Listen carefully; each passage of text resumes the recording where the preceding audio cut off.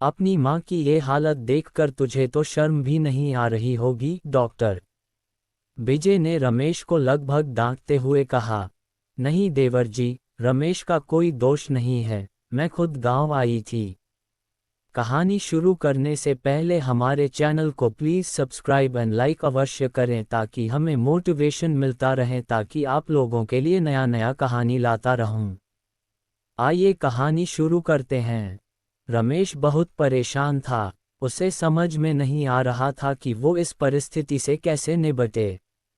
वो अपनी माँ को बहुत चाहता था, किंतु उसकी पत्नी और बच्चे उसकी माँ से बहुत दूर भागते थे, क्योंकि उसकी माँ की एक आंख नहीं थी, साथ ही उसकी कमर भी बहुत अधिक झुकी थी। वैसे वह अपना काम सब खुद कर लेती है, किंतु फिर भी वो उसकी पत्नी और बच्चों के लिए हमेशा खटकती है। दादी, आप ऊपर के कमरे में जाओ, मेरे दोस्त आ रहे हैं, रमेश के बेटे सोनू ने बड़े बेरुखी से कहा। पर बेटा, मैं तो यहाँ बहुत दूर बैठी हूँ, रमेश की माँ ने बहुत प्यार से कहा।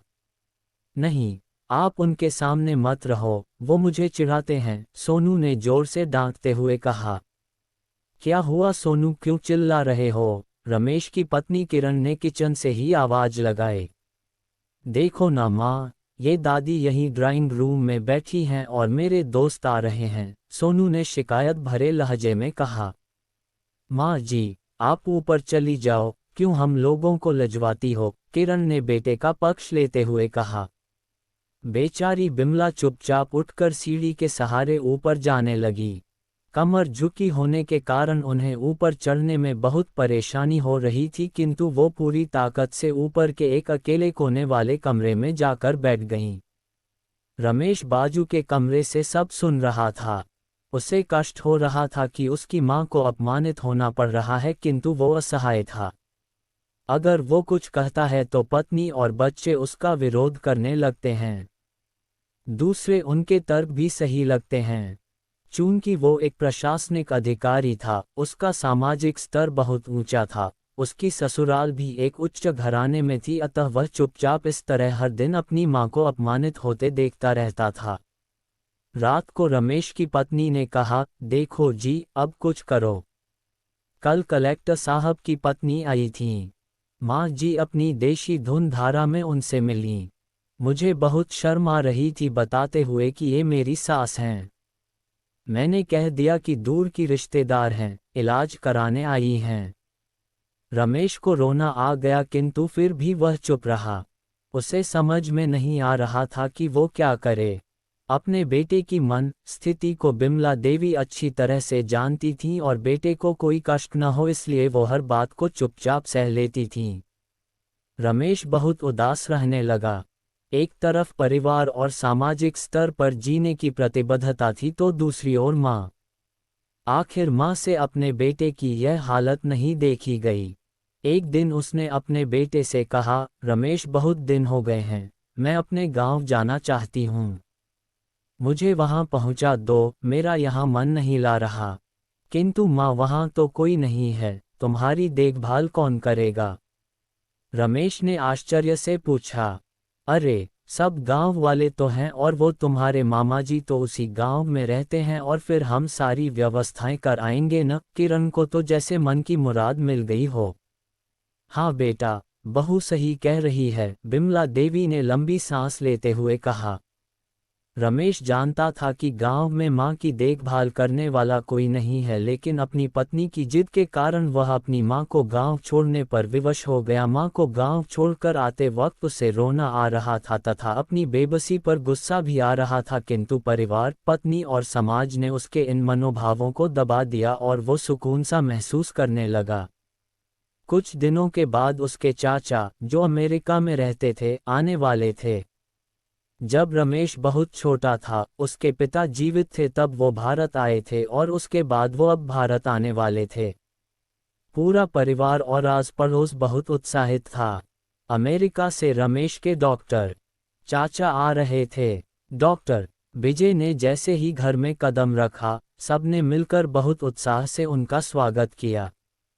क्यों रमेश, भाभी नहीं दिख रही, कहाँ हैं? डॉक्टर विजय ने उत्सुकतापूर्वक पूछा। जी, वो गांव में रहती हैं, यहाँ उनका मन नहीं लगा, किरण ने सपाट लहजे में उत्तर दिया।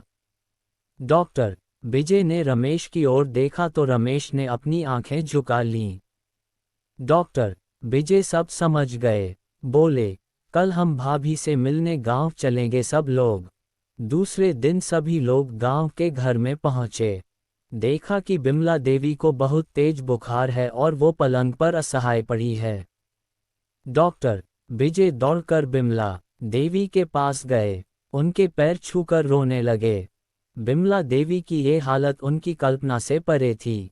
वाह बेटा रमेश, तूने तो नाम उजागर कर दिया।